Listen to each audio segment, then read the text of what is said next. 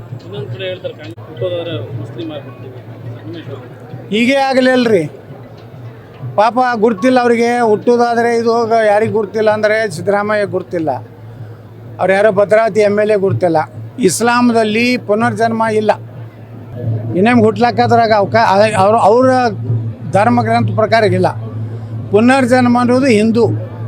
ಅದಕ್ಕೆ ಅಷ್ಟು ನಿಮಗೆ ಮುಸ್ಲಿಂ ಆಗ್ಬೇಕನ್ನೋಂಥ ಒಂದು ಉತ್ಸುಕತೆ ಇದ್ರೆ ಒಬ್ಬ ಯಾವನೋ ಮೌಲಿ ಒಬ್ಬ ಹೇಳ್ಯಾನ, ಬಂದುಬಿಡು ಮಸೂದಿಗೆ ಕಲ್ಮಾ ಓದ್ಬಿಡು ನಾನು ಸಾಬ್ ಮಾಡ್ಕೋತೀನಿ ಅಂತೇಳಿ. ಇಷ್ಟು ನಾಲಾಯಕರಾಗ್ಯಾರ ಇವರು.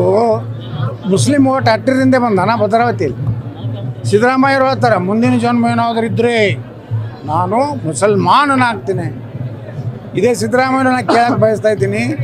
ಇಸ್ಲಾಂ ಅಂದರೆ ಶಾಂತಿ, ಪ್ರವಾದಿ ಅಂದರೆ ಶಾಂತಿ ದೂತ. ಈಗ ಯಾರು ಅಲ್ಲಿ ಯಾರು ಮಸೂದಿನ ಕಲ್ಲು ಹೋಗದವ್ರು ಯಾರು? ಏನು ಹಿಂದೂಗಳ? ಅದಕ್ಕೆ ಇವೆಲ್ಲ ನಾಟಕ ಮಾಡಿ ಬರೀ ಮುಸ್ಲಿಮರ ಸಲುವಾಗಿನೇ ಈ ಸರ್ಕಾರ ಅಲ್ಲ, ಅಂದರೆ ಹಿಂದೂಗಳು ಓಟೆ ಕೆಲ ಕಾಂಗ್ರೆಸ್ಗೆ. ಅದಕ್ಕೆ ಇವರು ತುಂಬಿದೆ, ಕಾಲು ತುಂಬಿದೆ. ಅದು ಇಷ್ಟು ನೋಡಕತ್ರಿ, ಗಣೇಶನ ನೆಪದಿಂದಲೇ ಈ ಸರ್ಕಾರ ಬಿದ್ದೋಗ್ತದೆ ಕರ್ನಾಟಕದಲ್ಲಿ. ನಿರ್ಭೀತ, ನಿಷ್ಪಕ್ಷಪಾತ, ವಿಶ್ವಾಸಾರ್ಹ ಸುದ್ದಿಗಳಿಗೆ ಹೆಸರಾಗಿರುವ News18 ಕನ್ನಡ ಈಗ ಆಪ್ನಲ್ಲೂ ಲಭ್ಯವಿದೆ. ದಯವಿಟ್ಟು ಇಲ್ಲಿರುವ QR ಕೋಡ್ನ ಸ್ಕ್ಯಾನ್ ಮಾಡಿಕೊಂಡು ಆಪ್ ಡೌನ್ಲೋಡ್ ಮಾಡೋದಕ್ಕೆ ಮರಿಬೇಡಿ. ನಿಮ್ಮ ಬೆಂಬಲ ಹೀಗೆ ಸದಾ ನಮ್ಮೊಂದಿಗಿರಲಿ. ಧನ್ಯವಾದ. ಒಂದು ಕಡೆ ಕೇಸ್ ಆಗ್ತಾರೆ, ಇನ್ನೊಂದು ಕಡೆ ಅದೇ ಕೇಸ್ಗಳನ್ನು ವಾಪಸ್ ತಗೊಳ್ಳುವಂತ ಕೆಲಸವನ್ನು ಕೂಡ ಸರ್ಕಾರ ನೋಡಿ. ಪೊಲೀಸ್ ಸ್ಟೇಷನ್ ಸುಟ್ಟವ್ರನ್ನ DK ಶಿವಕುಮಾರ್ ಜೈಲಿಗೆ ಹಾಕಿದಾಗ ಬಸ್ಸುಗಳನ್ನು ಸುಟ್ಟರು, ಸಾರ್ವಜನಿಕ ಆಸ್ತಿ ಪಾಸ್ತಿ ಹಾಳು ಮಾಡಿದ್ರು. ಆ ಮುಸ್ಲಿಮರ ಕೇಸ್ ವಾಪಸ್ ತಗೋದ್ರೊಳಗೆ ತನ್ನ ಕೇಸುಗಳನ್ನು ಇವತ್ತು ವಾಪಸ್ ತಗೋಂಥ ಕೆಲಸ ಮಾಡಿದ್ರು. ಅಂದರೆ ಎಲ್ಲ ಕಡೆ ಮುಸ್ಲಿಮ್ಯಾಗಿನ ಎಲ್ಲ ಕೇಸ್ಗಳು ವಾಪಸ್ ತಗೋತಾ ಇದ್ದಾರೆ. ಹಿಂದೂಗಳ ಮೇಲಿನ ಕೇಸ್ ಇನ್ನೂ ನಮ್ಮ ಸರ್ಕಾರ ಇತ್ತು, BJP. ನಮ್ಮವರು ತೆಗಿಲಿಲ್ಲ ಹಿಂದೂಗಳ ಮ್ಯಾಗಿಂತ. ನಮ್ಮವ್ರೇನು ಸತ್ಪುರುಷರಲ್ಲ, ಏನು ಮಹಾಪುರುಷರೇನಲ್ಲ.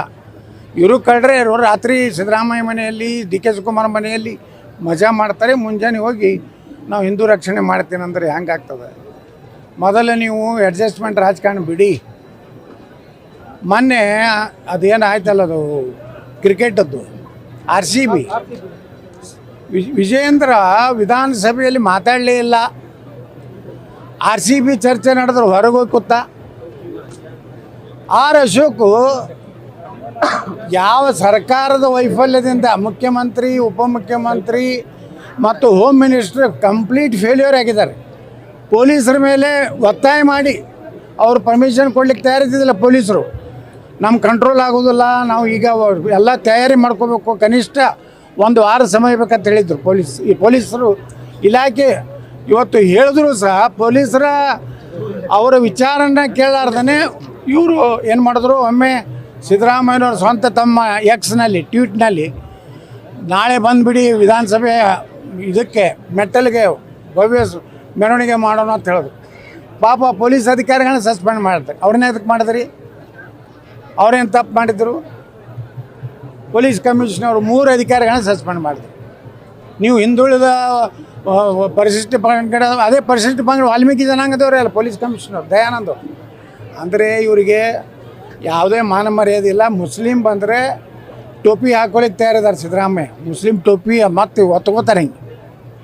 ಅದೇ ಹಿಂದೂಗಳದ್ದು ಕೇಸರಿ ಪೇಟ, ಅದು ಏನು ನಮ್ಮ ಹಾಲು ಮತ ನಮ್ಮ ಸಮಾಜದವರು ಕೇಸರಿ ಪೇಟೆ ಸುತ್ತಲಿಕ್ಕೆ ಹೋದ್ರೆ ಬದಾಮಿಯಲ್ಲಿ ಅದನ್ನು ತೊಗೊಂಡು ಬೀಸ್ತಾರೆ.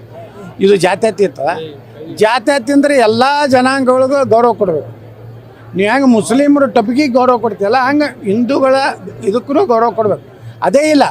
ದುರ್ದೈವ ಅಂದರೆ ಕರ್ನಾಟಕದಲ್ಲಿ ಒಂದು ರೀತಿ ಇದು ಮೊಘಲರ ದರ್ಬಾರ್ ನಡೆದಿದೆ. ಇದನ್ನು ನೋಡಿಬಿಟ್ರೆ ಔರಂಗಜೇಬನ ಸರ್ಕಾರ ನಡೆದೈತೆ ಕರ್ನಾಟಕ. ನಿರ್ಭೀತ, ನಿಷ್ಪಕ್ಷಪಾತ, ವಿಶ್ವಾಸಾರ್ಹ ಸುದ್ದಿಗಳಿಗೆ ಮತ್ತೊಂದು ಹೆಸರಾಗಿರುವಂತ News18 ಕನ್ನಡ ಈಗ ಆಪ್ನಲ್ಲೂ ಲಭ್ಯವಿದೆ. ದಯವಿಟ್ಟು ಇಲ್ಲಿರುವಂತ QR ಕೋಡ್ ಸ್ಕ್ಯಾನ್ ಮಾಡಿಕೊಂಡು ಆಪ್ ಡೌನ್ಲೋಡ್ ಮಾಡೋದಕ್ಕೆ ಮರಿಬೇಡಿ. ನಿಮ್ಮ ಬೆಂಬಲ ಹೀಗೆ ಸದಾ ನಮ್ಮೊಂದಿಗಿರಲಿ. ಧನ್ಯವಾದ.